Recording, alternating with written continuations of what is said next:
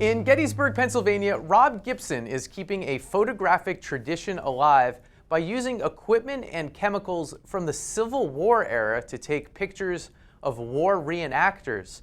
But using the century-and-a-half-old technique requires subjects sitting very still, as post-video journalist AJ Chavar discovered. I think that there are those in society today that are flame keepers of the past. These are all skills from a bygone age. And as we get more highly technical in our lives, I think there's a yearning, if you will, for a simpler time. And there is a satisfaction that can't really be explained about creating something with your hands. I started doing wet plate collodion photography about 1993 or 4. Previous to that, I used to do Union cavalry reenacting. Missed the reenacting when I quit, but I wanted to do something totally different. And this is the first thing that I've really found that to me is the perfect combination of history, technology, and art.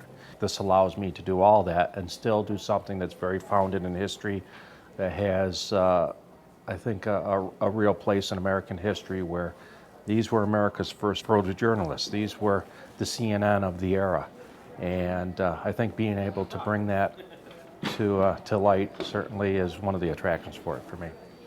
In this digital age that we live now, people have a camera in their face from the second they're born till pretty much the day they die. The 1860s weren't like that. Some people might only have been photographed once in their lifetime. This was a big deal. So you dressed appropriate for it. You had a solemn, proud, confident look about you when you were photographed. This was something they wanted to hand down from generation to generation. You were basically taking your place in history. Now, coming behind you, Heather, is a headrest. Okay, now this was used behind everybody standing in a picture. This will give you a reference point. You stay against this, you will stay in focus for me. I have manuals that date back to 1860s. Just like the photographers of the era, I was learning the same way they were. You have to be good with every aspect of it. You have to be as much of a chemist as you are an artist every time to make the, even to make the photographs come out, let alone come out really well. Now this is unlike any other photograph you've ever had taken. This is going to take me 15 or 16 seconds to make this exposure. All I am going to do is remove the lens cap and count. There is no flash, there is no press of a button, there is no click of a shutter. There we go, absolutely still, ready, and counting. That is it.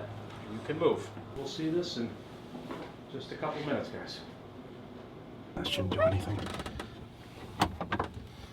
Okay, here is our plate. This looks exactly the same way as when I took it out of the silver. Just has a white glow about it. This is our developer.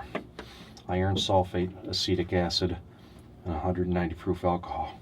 I've considered augmenting this with digital, and I just can't bring myself to it. Part of that is the way my plates render the light, the hand-poured emulsions, the hand-ground lenses of the 1860s, the correct lighting, plus my eye, the composition, all that, that all adds up to a finished product that's unlike anything else. And a modern shortcut or a modern version of it certainly looks like a modern version of it. So much of this was tweaking the chemicals over the years, honing my skills, and studying the artists of the era, just how they did their lighting, their composition, their posing, and then tried to incorporate all that today and dealing with people with a, with a modern mindset. You can take a digital picture of somebody standing there in the best Civil War reproduction outfits or even original stuff. It's never going to look like this, but you take one of these plates and say, wow, that's it, that's the real thing. It's hard to imagine that these people looked the same way we do today. The sky was just as blue, the grass was just as green, the blood was just as red, but it couldn't be captured in these photographs. So this is all about remembering, whether it's remembering the soldiers 150 years ago, a sweetheart, and you want to send that photograph home. This was all sharing that experience, and that's why the photographs were so important, and that's why photography is still so important today. Wow. So weird. It's like looking at your ancestors. Yeah. It's 150 years ago. For the last several months, we've been lucky to have Christina Lee on the Fold staff. Among other things, she's excelled at booking most of the senators and congressmen we've sat down recently, even scoring a chat with Richard Cordray as he awaited confirmation as the president's pick to head up the Consumer Financial Protection Bureau.